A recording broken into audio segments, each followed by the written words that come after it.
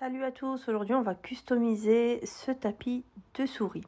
Alors tout d'abord je rentre dans mon design space. Ensuite, voilà, j'attends que ça charge et puis je redimensionne un rectangle des mêmes dimensions que mon tapis de souris. Ensuite je choisis une couleur verte parce que vous allez voir le thème final du tapis de souris se rapproche vraiment du vert. Donc du coup on prend un beau petit vert et puis voilà, comme vous l'avez deviné, le thème sont les petites grenouilles. Voilà, donc on choisit des petites grenouilles, des jolies petites grenouilles. Donc je prends ma petite image.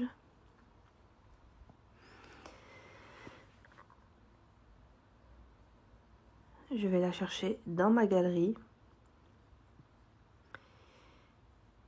Et je vais sur complexe pour garder les couleurs.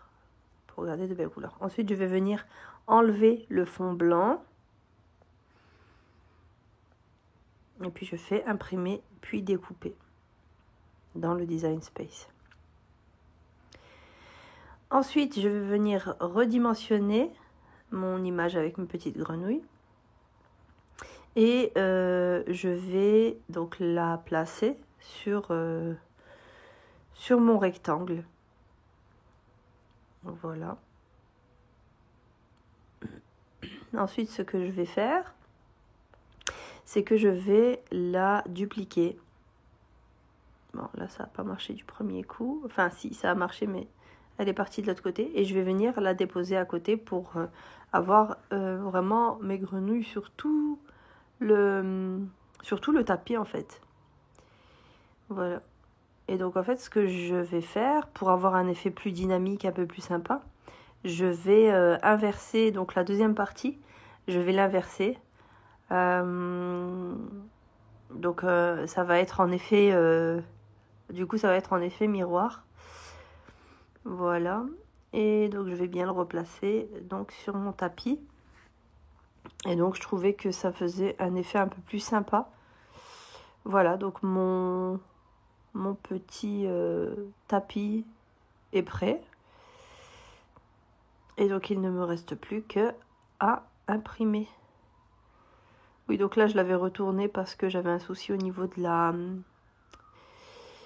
la redimension du tapis. En fait, il ne voulait pas me le prendre parce qu'il était soi-disant trop grand pour une feuille A4. Donc là, je mets bien effet miroir pour vraiment avoir l'effet que je voulais à la base. Et voilà, donc là j'ai imprimé la feuille. Les couleurs, elles ne ressortent pas beaucoup, enfin elles ne ressortent pas bien du tout.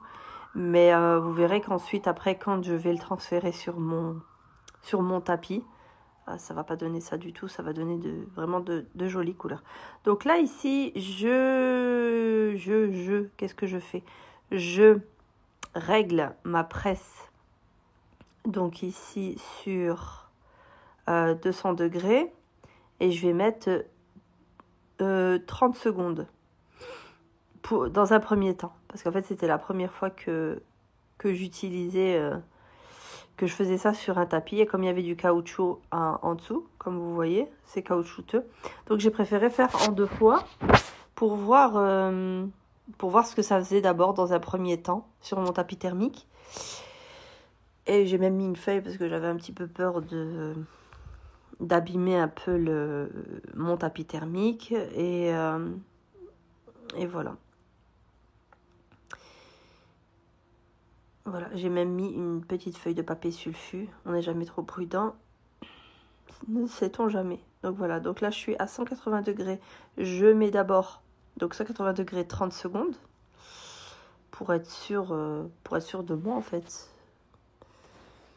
Je vous avoue qu'il y avait un petit peu de fumée, mais bon, c'était pas méchant. Donc là, c'est bien chaud, hein. C'est bien chaud. Et voilà, donc là, je l'ai fait en 2 fois. Et voilà, j'aime beaucoup le résultat final. C'est très joli. Et ça donne plein de petites grenouilles. C'est vraiment pas mal. C'était vraiment la première fois que je faisais cette technique et je suis assez satisfaite. Voilà. Si vous voulez voir différentes sublimations, n'hésitez pas à vous abonner pour de prochaines vidéos et de nouveaux contenus. À bientôt!